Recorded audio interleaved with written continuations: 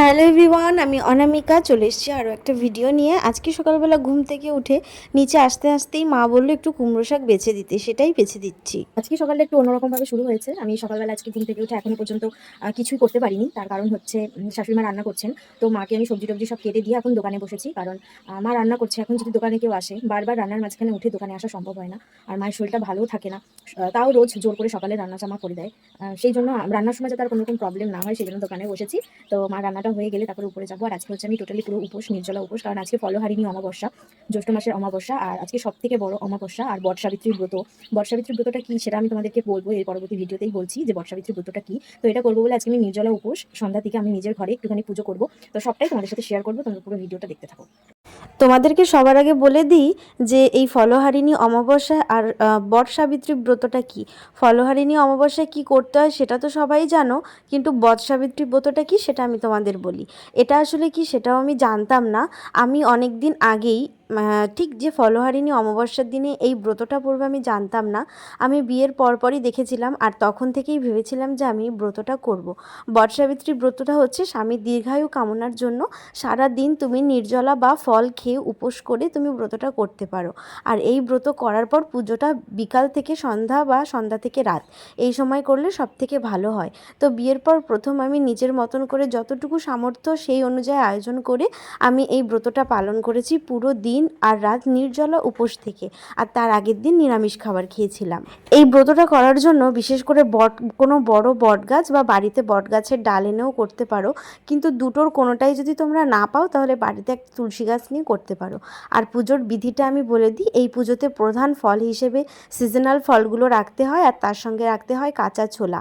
আর পুজোর শুরুতেই লাল বা হলুদ রঙের সুতো নিয়ে যে গাছটাতে তুমি পুজো করছো সেই গাছটাতে 5বার 7বার বা 11বার গোল গোল করে ঘুরতে হয় আর সুতোটা পেঁচিয়ে নিজের মনের কামনা বলতে হয়।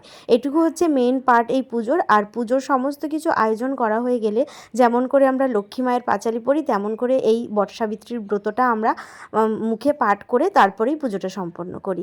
আর এটা যেহেতু বিবাহিত মহিলাদের করতে হয় সিঁথির সিঁদুর অক্ষয় রাখার জন্য, সেই জন্য আজকে স্নান করেই আমি সবার আগে আমি আমার শাখা পলা মঙ্গলসূত্র সব জিনিসগুলো পরে নিয়েছি। আর পুরো আমার নিজেকে দেখতেই নিজের পুরো সেই 9 মাস আগের নতুন বউয়ের মতো লাগছিল। তারপর এখানে সমস্ত কিছু গুছিয়ে রেখেছি। সারাদিন তো উপোস, কোনো কাজও নেই, সারা দিনটাই আমার এটা ওটা করে কেটেছে পুজোর আয়োজন করে। তারপরে একটা নতুন শাড়ি পরে নিয়েছি, নতুন শাড়ি নতুন ব্লাউজ পরে নিয়েছি। এই শাড়িগুলো সব আমার বিয়েতে পাওয়া, সেখান থেকেই একটা বের করে নিয়েছি। রেডি হওয়ার পর এখন পুজোর জন্য সব কিছু গোছগাছ করা শুরু করে দিয়েছি।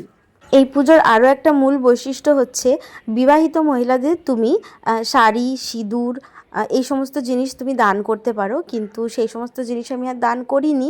যেহেতু প্রথমবার করছি একটু তো ভুল ত্রুটি হয়, তবে এর পরবর্তী যে বছরে আমি পুজো করব সেই বছরগুলো আমার আরও সুন্দর করে করার ইচ্ছা আছে।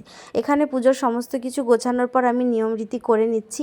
তোমরা কে কে এই পুজোটা করলে জানিও। আমি আমার এই শ্বশুরবাড়িতে বসেই শুনেছি, এখানে আশেপাশেও প্রায় 2-3 জন এই পুজোটা করেছে। তো শোনার পর আমার সত্যি ভীষণ ভালো লেগেছিল। পুজো করার সময় আমার শাশুড়ি মা আমার কাছে এসেছিলেন। আমার শাশুড়ি মাকে আমি ব্রত কথা শুনিয়েছি এবং নিজে পড়েছি, নিজে শুনেছি। দুজনা মিলে ঘরের ভিতর বসে পুজো করলাম। আর বিয়ের পর আমার রুমের ভিতর এটা যে কোনো প্রথম পুজো। আর তোমরা বললে বিশ্বাস করবে না, কাল উপোস ছিলাম বলে কোনো কাজ তো করিনি। ভিডিওটা পরের দিন এডিটিং করছি, আজকেও আমার শাশুড়ি মা আমাকে কোনো কাজ করতে দিচ্ছে না।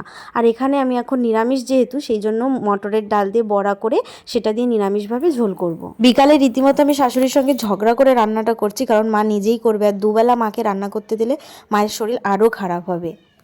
তো টোটালি পুরোপুরি ফ্রেশ হয়ে নিয়েছি, একদম গাটা ধুয়ে নিয়েছি, পুরো গা ধুয়েছি আমি। মাথাটা ভেজানো বাদে পুরোটা স্নান করেছি, করে জাস্ট মুখে একটুখানি টোনার ইউজ করেছি, বাস। এবার আমি পেট ভরে জল খাবো, খেয়ে আজকের মতো ভিডিও অবধি শুরু করবো। Good night.